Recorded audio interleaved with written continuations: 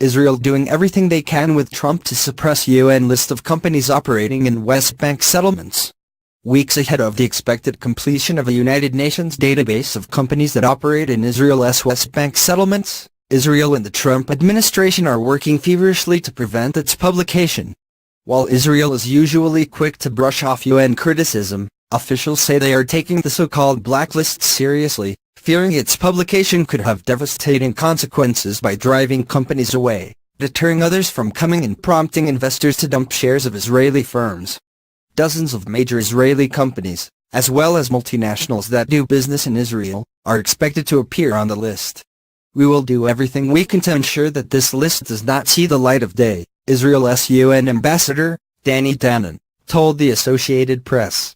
The UN's top human rights body, the Human Rights Council, ordered the compilation of the database in March 2016, calling on UN Rights Chief Zeid Ra'ad al-Hussein to investigate the implications of the Israeli settlements on Palestinians.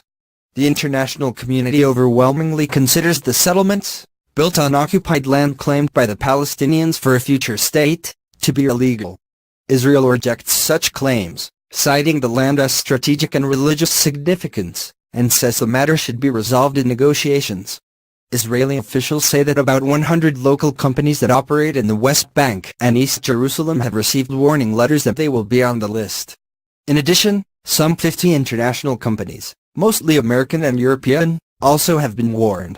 The companies have not been publicly identified, but one official said they include Israeli banks, supermarkets, restaurant chains, bus lines and security firms, as well as international giants that provide equipment or services used to build or maintain settlements. He spoke on condition of anonymity because he was not authorized to discuss the matter with the media. The only company to confirm receiving a warning letter has been Bezeq, Israel's national telephone company. Bezeq's chief executive, Stella Handler, posted a copy of the letter sent by Mr. Zeid's office in September on her Facebook page. It accused Bezeq of using West Bank land for infrastructure, providing phone and internet services to settlements and operating sales offices in the West Bank and East Jerusalem. Ms. Handler angrily wrote that Bezeq provides service to all customers, regardless of race or where they live. The council's bias against Israel is so extreme that it has lost all relevance in the world, she wrote. We will not cooperate with a move that is all in all anti-Israeli propaganda. But hours later, Ms. Handler removed the post, saying she had done so at the request of the government. The Israeli official confirmed the government has asked companies not to speak about the issue. Bezeq declined comment.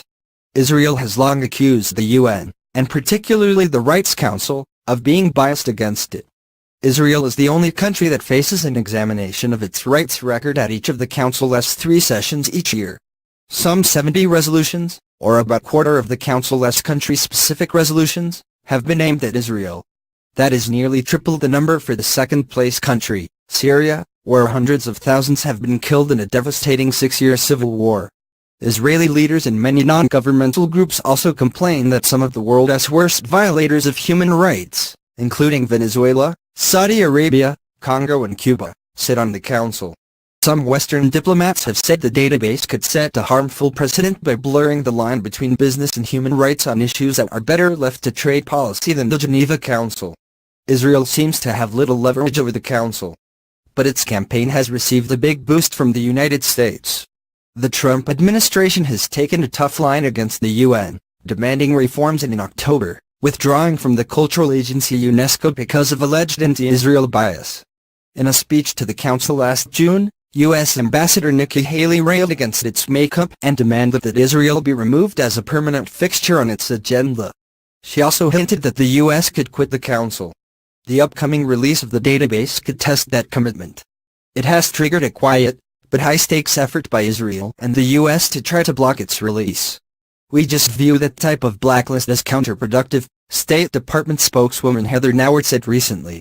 Mr. Danon, the Israeli ambassador, accused the council of unfairly targeting Israel at a time of conflict throughout the world, saying it amounted to a blacklist of Jewish companies and those who do business with the Jewish state.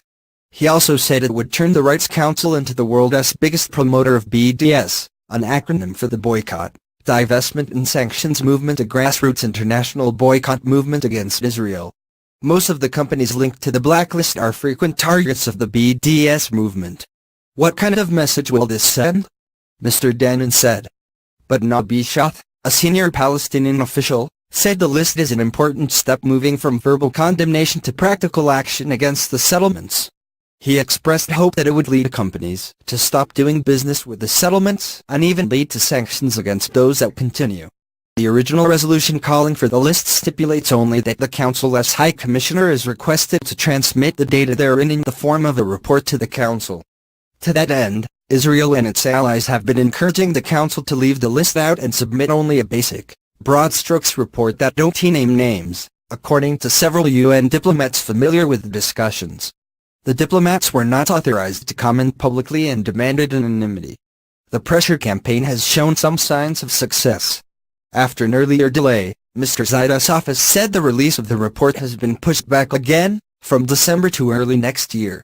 For now, it does not appear that the list's publication would be the direct trigger that leads the U.S. to quit the Council. Ms. Haley's office said it is focused on implementing reforms on the Council, though publication of the list could make U.S. participation less likely. Eugene Komtorovich, the director of international law at the Coelit Policy Forum, a conservative think tank in Jerusalem, said he was deeply skeptical the report will not be published and said the Israeli government would be better off trying to discredit the report ahead of time. I think it is important for people to understand how bad this is, he said. Their resolution, he warned, would cause reputational harm